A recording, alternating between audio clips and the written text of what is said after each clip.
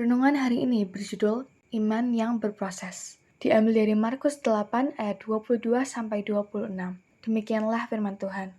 Kemudian tibalah Yesus dan murid-muridnya di Betsaida. Di situ orang membawa kepada Yesus seorang buta dan mereka mohon kepadanya supaya ia menjamah dia. Yesus memegang tangan orang buta itu dan membawa dia keluar kampung. Lalu ia meludahi mata orang itu dan meletakkan tangannya di atasnya dan bertanya, "Sudahkah kau lihat sesuatu?" Orang itu memandang ke depan lalu berkata, "Aku melihat orang, sebab melihat mereka berjalan-jalan, tetapi tampaknya seperti pohon-pohon." Yesus meletakkan lagi tangannya pada mata orang itu, maka orang itu sungguh-sungguh melihat dan telah sembuh, sehingga ia dapat melihat segala sesuatu dengan jelas. Sesudah itu Yesus menyuruh dia pulang ke rumahnya dan berkata, "Jangan masuk ke kampung." Dalam proses belajar dan mencari tahu, tentu tidak mungkin dengan cara yang instan. Perlulah suatu proses agar segala hal yang ingin kita usahakan dapat tercapai dengan baik. Demikian pula dalam hal pengenalan akan Allah. Tentunya di dalamnya memerlukan suatu proses iman. Merefleksikan hal itu, saya teringat akan kisah Yesus yang menyembuhkan orang buta di Betsaida. Terdapat dalam Markus 8 ayat 22-20. Yesus dan para murid yang baru tiba di Betsaida dimintai tolong untuk menyembuhkan orang buta.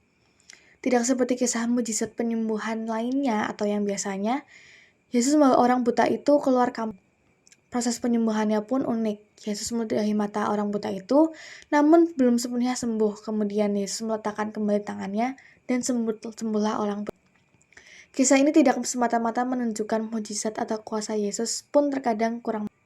Namun melalui tindakan Yesus ini saya berefleksi bahwa melalui sentuhan dan Tuhan kepada orang buta, Yesus menunjukkan tindakan sebagai seorang bapa yang mau menolong mengurangi penderitaan.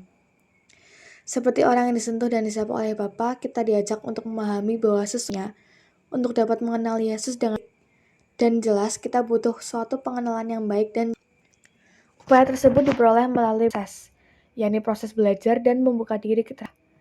Setelah kita belajar mengenal dan memahami Allah, disitulah kemudian kita dipanggil untuk pulang, yang artinya merupakan melaksanakan tugas pengutus Bapa. Bagi saya, iman adalah sebuah proses yang memerlukan pengembangan. Terkadang kita menghadapi banyak sekali tantangan yang mudah mengganggu kesetiaan kita sebagai umat. Tetapi untuk tetap setia kepada Allah, maka perlulah kita selalu disentuh oleh Allah. Kita harus tahu kepada siapa kita akan mempersembahkan kita. Proses perjuangan iman ini secara konkret dan usaha untuk mengalami sentuhan kasih Allah bisa diperoleh melalui kegiatan rohani, seperti pendalaman Alkitab, penyembahan, ibadah raya, renungan pagi, doa-doa, dan yang paling penting adalah menjadikan Kristus sebagai andalan dalam setiap tas kita. Demikian dari saya, Tuhan Yesus berkati.